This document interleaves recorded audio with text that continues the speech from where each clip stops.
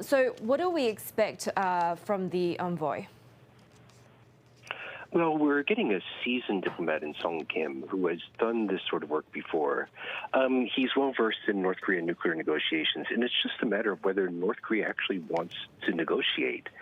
The country has a history of greeting new arrivals at the White House with provocations and putting off discussions on its nuclear arsenal as it tries to build leverage. North Korea has given no indication that it's looking for talks. So the envoy is there. He knows what he's doing. He has the experience. But if North Korea is ready to go to the table, that's another matter.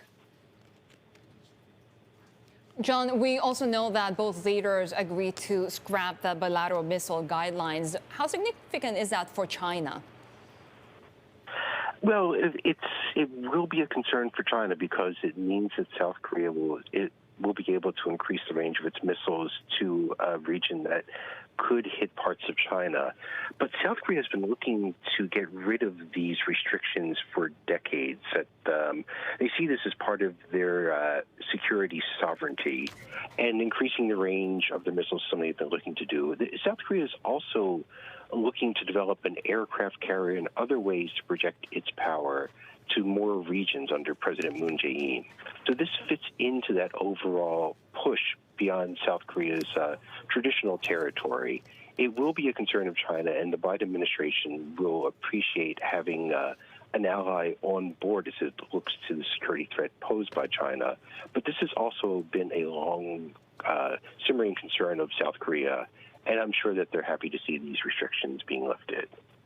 And John, lastly, of course, we know the vaccinations have been discussed, especially for South Korean service members who come into close contact with American forces, but also perhaps a partnership with a South Korean producer to make vaccines. What do we know at this point? Yeah.